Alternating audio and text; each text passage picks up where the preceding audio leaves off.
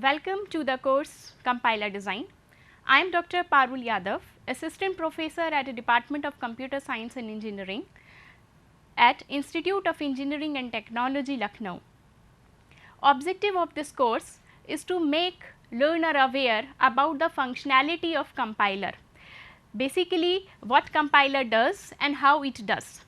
So, today's lecture is on introduction to compiler. Here first we will discuss language processing system, then various translators, and then the basic brief introduction to the compiler. So, if we look at the computer, then computer system is comprised of hardware as well as software.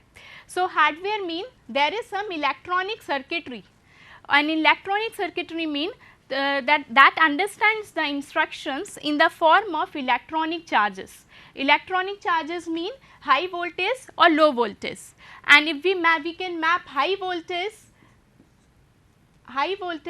with 1 and low voltage with 0.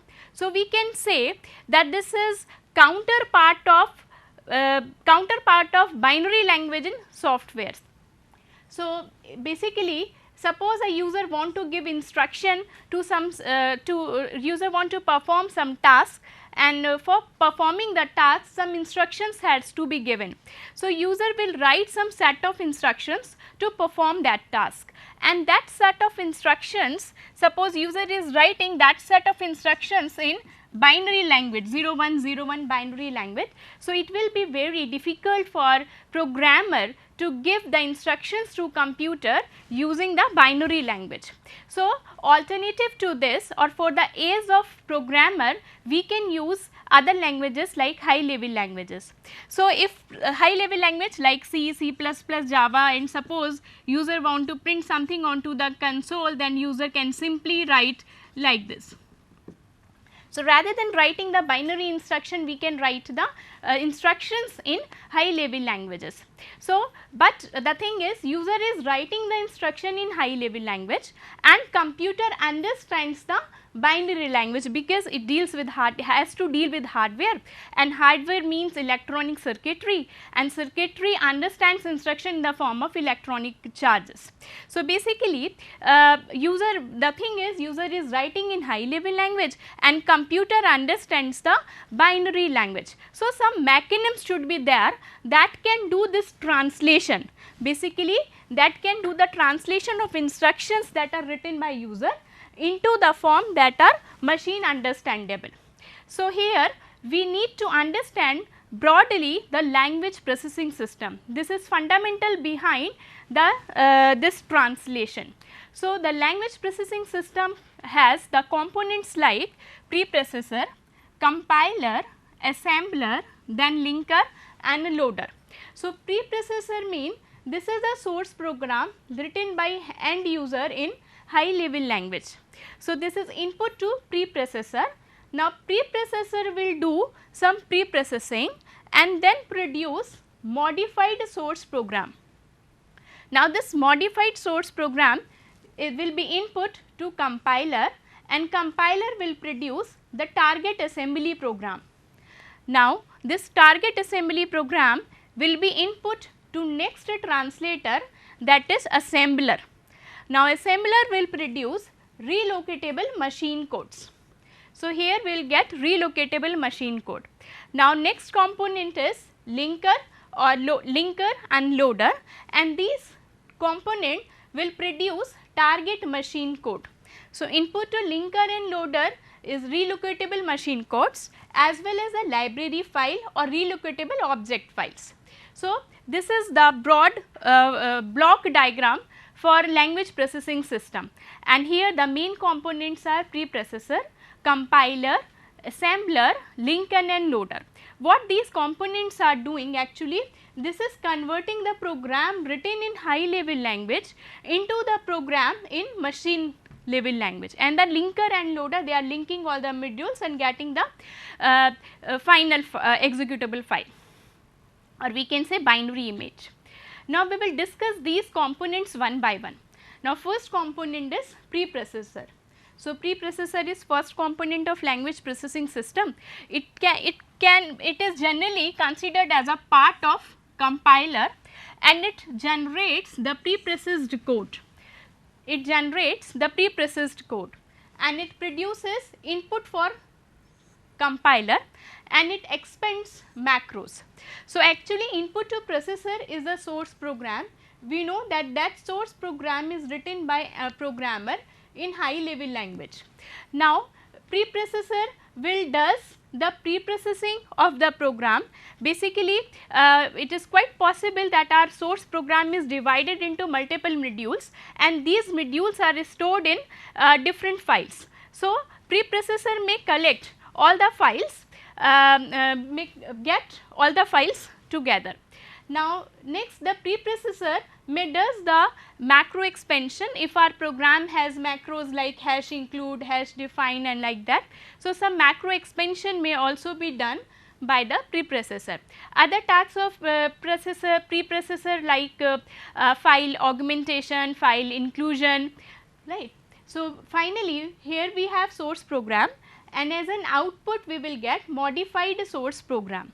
Now, this modified source program that is actually preprocessed code, but written in again high level language. So, this will be input to the compiler. Now, next component of language processing system is compiler. Now, compiler translates the source code, it translates the source code written in high level language into the target code written in assembly language or low level language. So, this is actually the translator and this translator translates the source code that is written in high level language and it will produce the target program that will be written in assembly language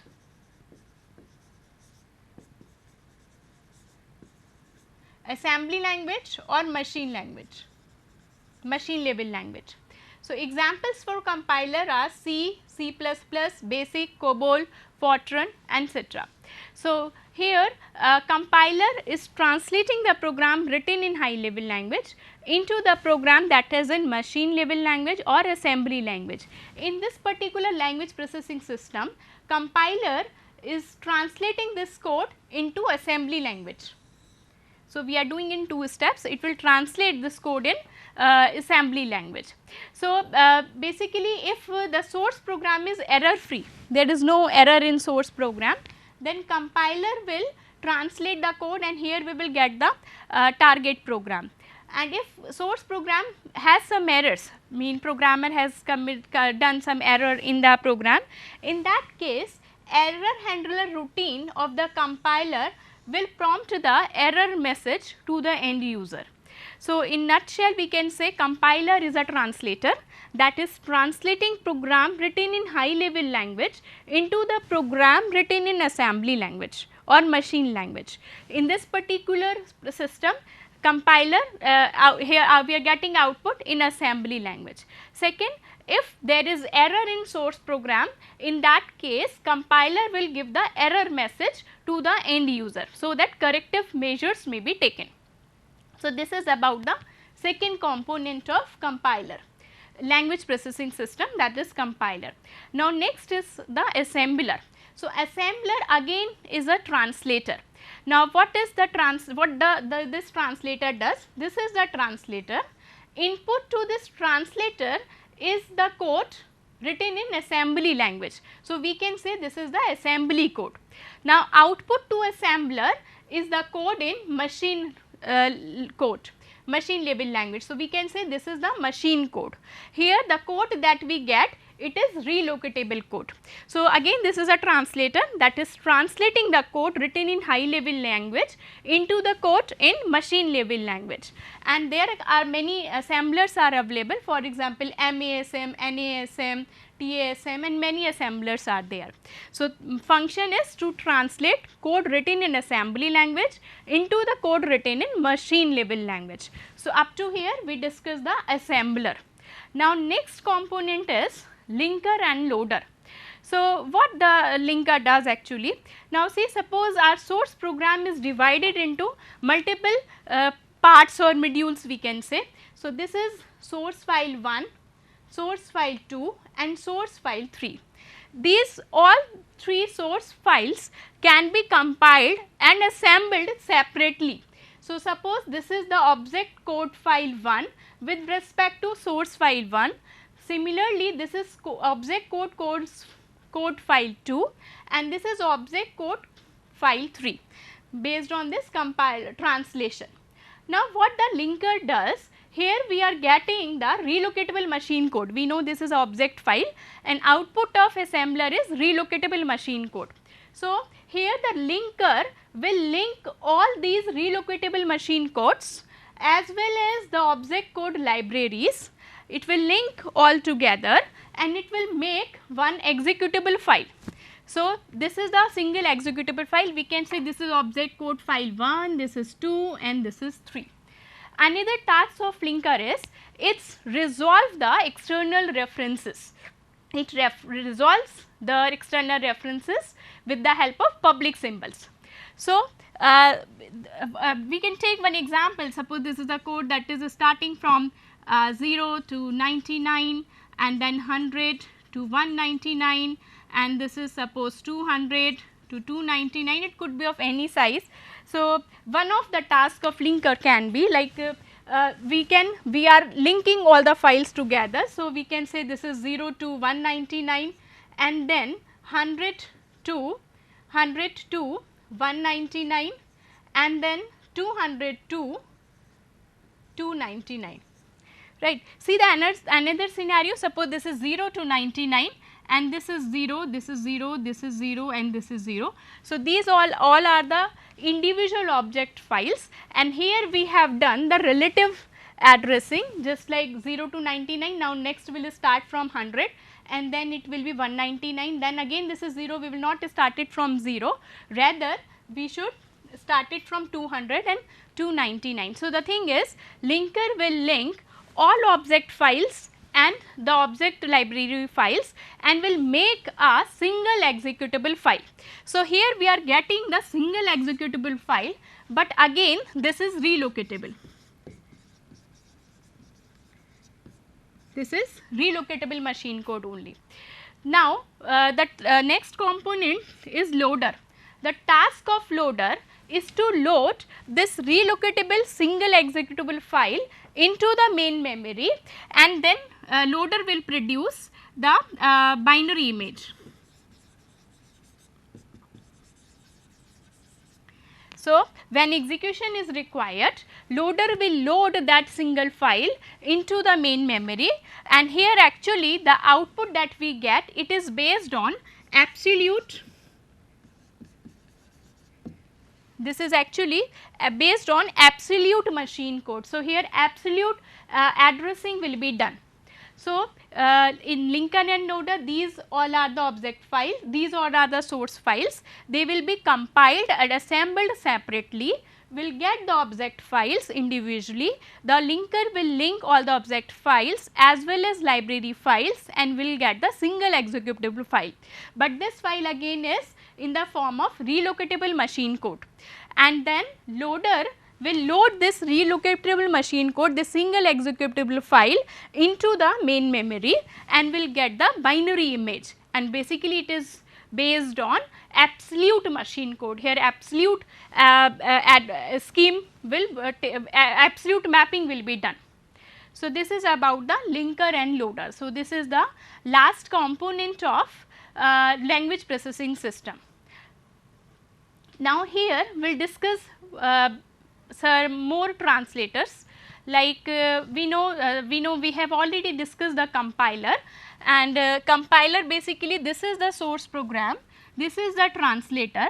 If program is correctly written then it will produce the target program and when we will execute the target program then based on the input we will get the output and if program is not correctly written then it will prompt us the error messages. Now, next translator is interpreter. Interpreter executes the source program statement by statement. So, here execution will take place, but it will be done line by line. So, instead producing a target program, interpreter directly executes the operations specified in source program on inputs supplied by the user.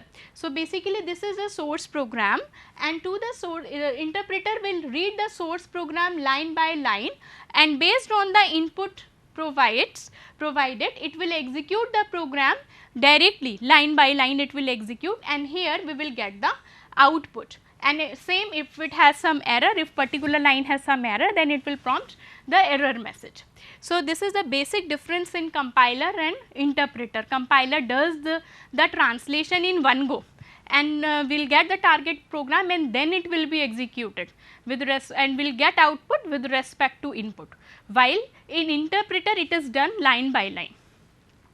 Now, compiler usually produce faster target program. It usually produce faster target program because it does the translation in one go. Second is, interpreter usually gives better error diagnostic, because here we are doing the translation line by line. So, we find that it provides a better error diagnostic. Now, here we can cite some examples for interpreter like Lisp, PHP, Perl, ASP. Now, next translator is decompiler. We already know compiler. Compiler translates high level program written in high level language into the program in written in machine level language or binary level or low level language, machine assembly language or low level language. Now, decompiler does the reverse task of it. It means, to this translator, input is program written in machine code or byte code, and output will be the program written in high level language. So, see, in the translator basically is the difference is what we have in input and what we have in output actually, right.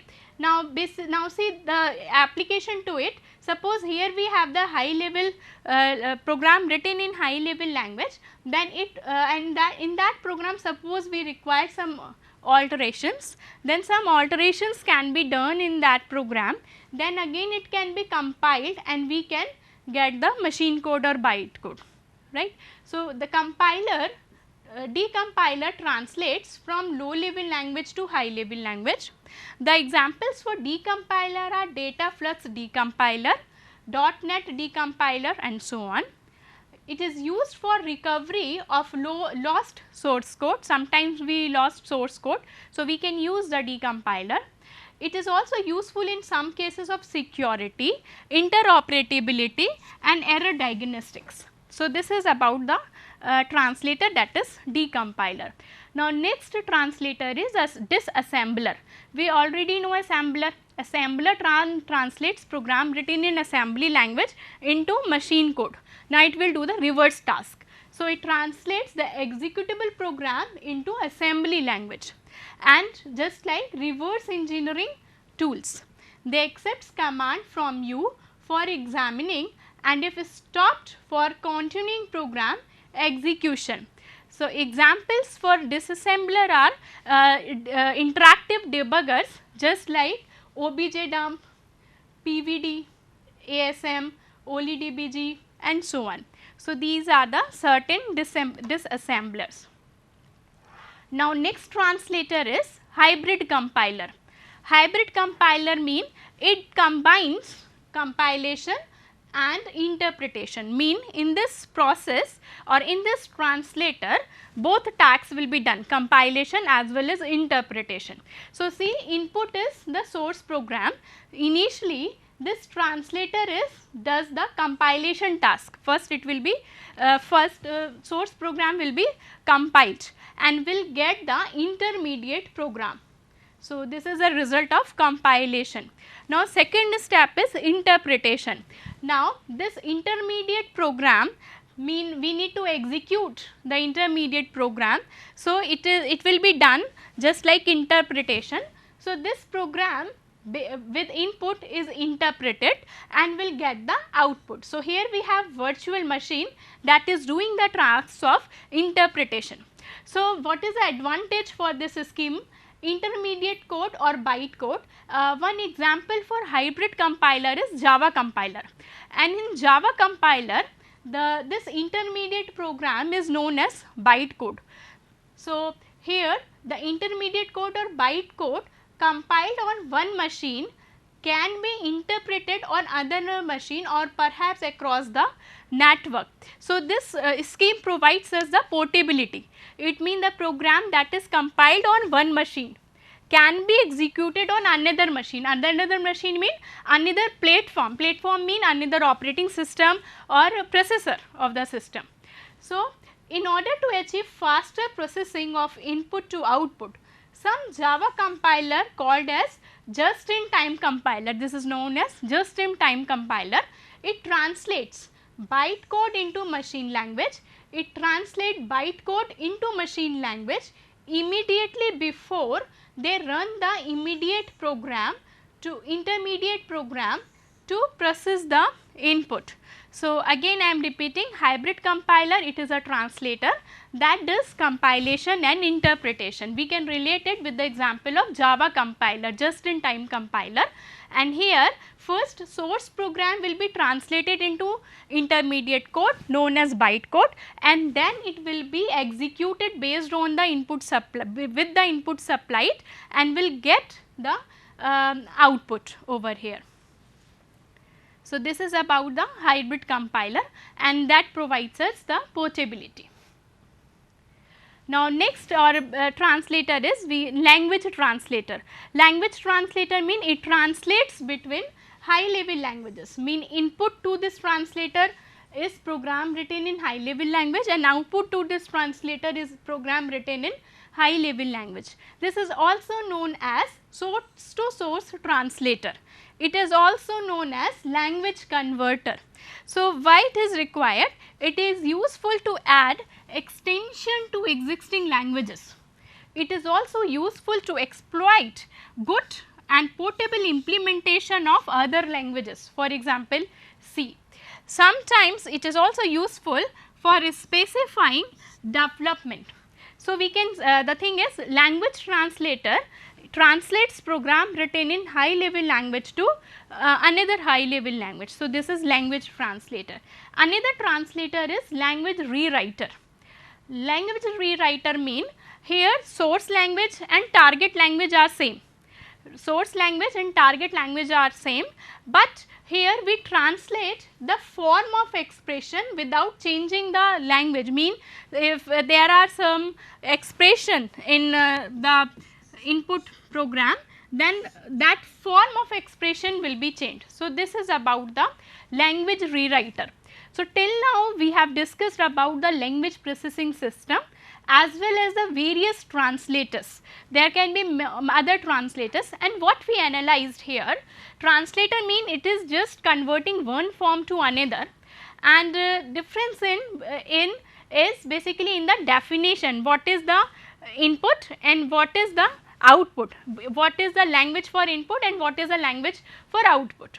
So, we can, if this is compiler, then input is a program written in high level language. If it is and target program will be written in assembly language or machine level language. If it is assembler, then input program will be written in assembly language and output will be in machine level language. Similarly, we have definition for other translators, and there no doubt there is difference in functionality also, how they are working.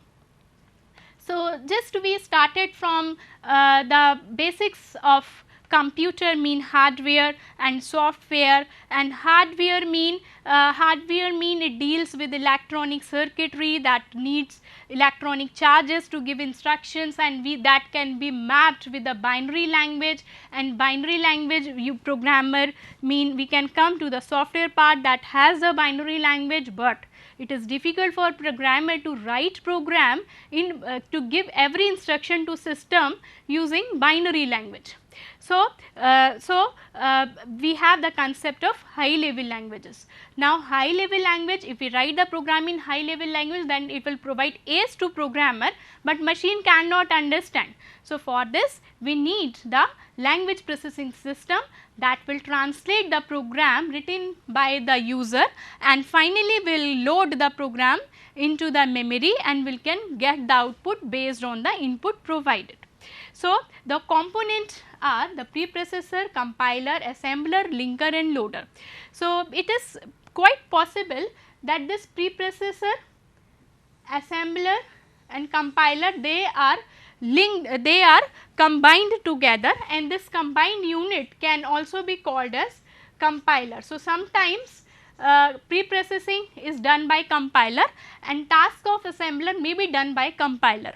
If this is the case, then input to compiler will be program written in high level language and output will be the program written in machine level language. So, this is the our syllabus or our subject is on compiler, that is translating this into this.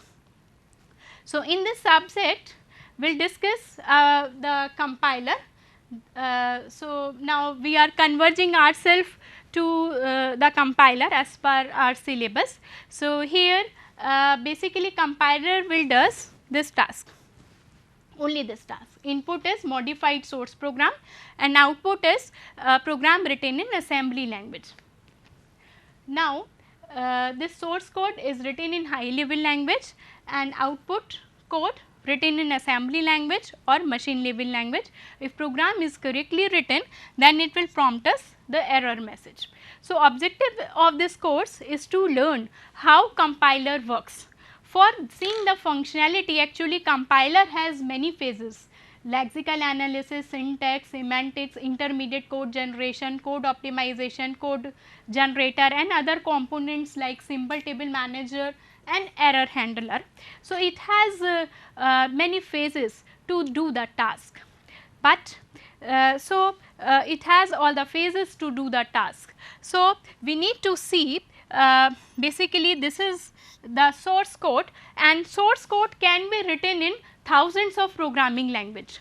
Similarly, here we are getting the target code, and target code may be produced for many versions of devices. For example, we may have different processors or different operating systems. So, the objective of this course is to learn, is to know the functionality of the compiler, how compiler works. Just to focus on the task of the compiler. What is the task of the compiler? So, we need to understand the task performed by the compiler, and then we will be able to design compiler for thousands of programming language and for versions of target machines. So, just we need to understand the functionality or the task that the compiler performs, and these tasks are generic in nature, and that we will study the generic approach that will be applicable for the thousands of programming language and to versions of target machines, thousands of high level programming language and to versions of target machine. Compiler can be of many types. They can be classified as single pass compiler, multi pass compiler, load and go compiler, optimizing compiler. These are possible, but our objective is to know the functionality of the compiler. So, this is all. Thank you.